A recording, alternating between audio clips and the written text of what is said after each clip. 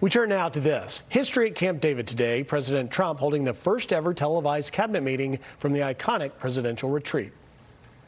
Something very unique. It's Camp David, and this room is a very, very special room. I don't believe the press has ever come anywhere near it, but we are the party of transparency, and we believe in transparency. Marco Rubio says it was a big day in more ways than one. A chance to drive for the first time in a year and a half, which is the golf cart, but it was fun. That was great.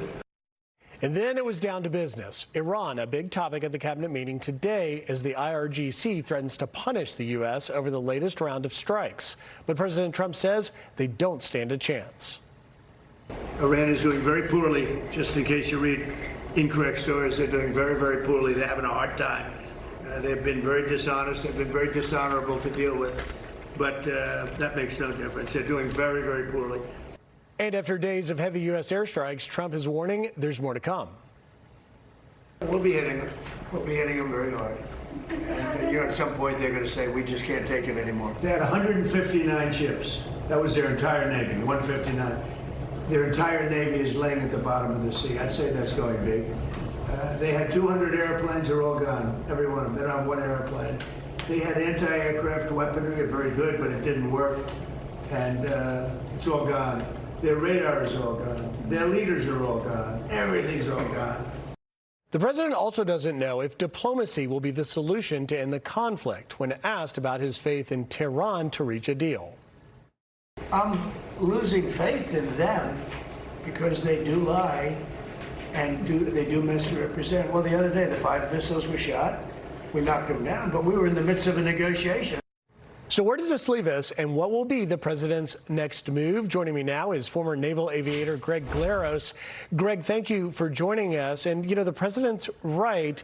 He keeps negotiating with people like Mohammed Ghalibaf and Arachi, but yet on the IRGC side of things, you have the head of the IRGC, Ahmad Vahidi, that continues to hit our air bases in places like Jordan and Kuwait and Saudi Arabia. So where does this head?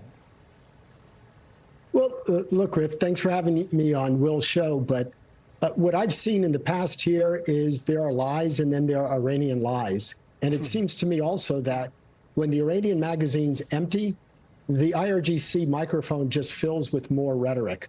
And I think it's really important to note that with the president at Camp David, he didn't go there to get out of the humidity of Washington, but instead to focus his cabinet on a single outcome, and that's the permanent dismantling of Iran and the IRGC.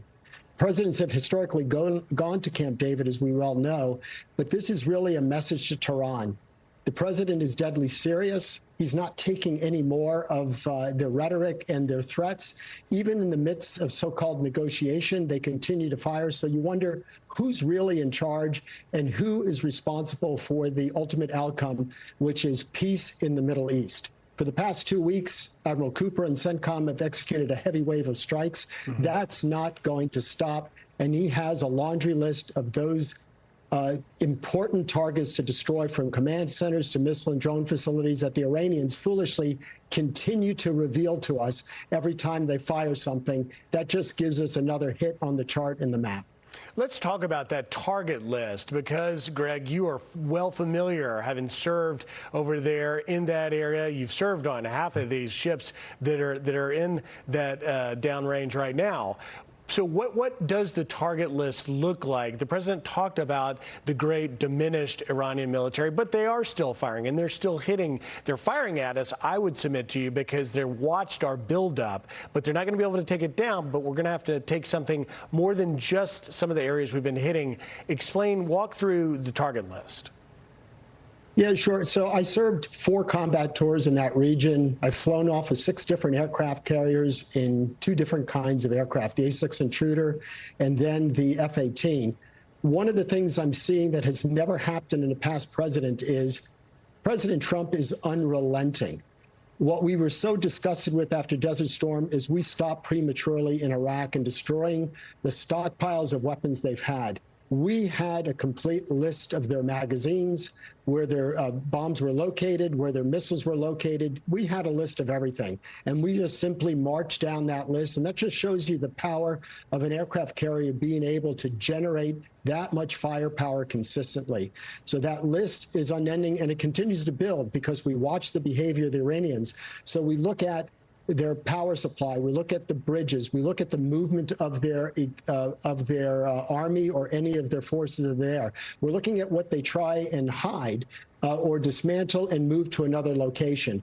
So this is a vast area, of course, but we continue to gain understanding of that area, map it completely, and just add another target to the list.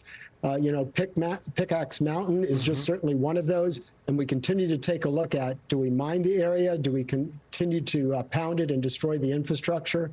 Or how deep can we get our weapons to go there to destroy what's underneath? It's a great question. We talked about that yesterday in this program, Greg, about the GBU-57s, which can penetrate. They're our biggest massive ordnance penetrators that can go about 200 feet deep. Pickaxe Mountain, maybe 300, 400 feet deep.